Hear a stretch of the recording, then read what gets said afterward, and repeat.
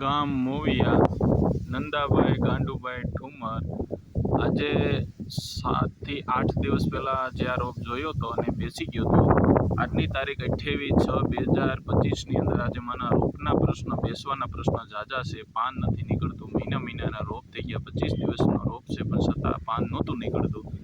તો આ રોપની અંદર આપણે જેટ બ્લેક ફ્રેશ 011 એમાંથી એડિશન ધ્રુવાના વિસ્ટાના રાઉન્ડ કર્યા તો પાનની સાઈઝ કલરમાં એવો પાન એવો આવી ગયો. એક કેરામાં આપણે 1.5 કેરામાં આપ્યું હતું, આ કેરામાં નહોતું આપ્યું. આ કેરો અત્યારે એમનન પોઝિશનમાં પડ્યો તો 8 દિવસમાં આ રોપની પાન તમે સાઈઝ જુઓ. આ તમે જો અત્યારે માનો નથી નાખેલું એ કેરો અત્યારે બેસી ગયો છે અને બૂઠા પાન થઈ ગયા છે. પાનનો વિકાસ ન થયો, તમે જોઈ દો પાન. અને આ કેરામાં મેં એને સેમ્પલ રૂપે મેં એને આપેલું છે. તો હું આજે જોવા આવ્યો છું મોવિયાની અંદર અને આ જોયું તો નંદાભાઈનો રોપ અત્યારે એટલો ક્લીન થઈ ગયો છે. પાન તમે જો માથેનું પાન જે નીકળ્યું છે એકદમ પોળા પટે અને શાઇનિંગવાળું નીકળ્યું છે. તો આજે માનો કે જે મૂળિયાની જે આપણે ટ્રીટમેન્ટ કરી છે, ગયા વર્ષે મેં પણ કરાવ્યું હતું મરસીમાં તો સારા રિઝલ્ટ હતા અને આ વર્ષે હું કરાવ્યું છું.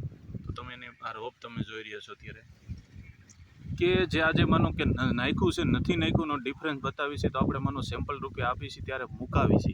તો આપણે આ મૂકેલું છે સામે અને આમાં 1.5 કેરામાં આપણે આપેલું છે સેમ્પલ. તો તમે આ ઠેઠ લગી કેરો જો સામે તમારી છે. તો જે મૂળિયાની ટ્રીટમેન્ટ કરે છે એના માટે બેસ્ટ વસ્તુ ફાયદો શું થાય છે કે જે ચિકાશ જમીનની થઈ જાય છે ત્યારે મૂળિયાની અંદર ખાતરો કોઈ પણ કંપનીના હોય પડ્યા રહે છે. આ ખાતર જમા નથી પડ્યા રહેતા. તો ફાયદો શું કરે છે કે મૂળિયાની ટ્રીટમેન્ટ કરવાથી જમીન આખી ક્લીન થાય, મૂળિયાઓને ખોરાક જે જાતે લઈ શકે એના માટે આ તમને ફાયદો જે રોપમાં પાંદનો વિકાસ સારો થાય છે.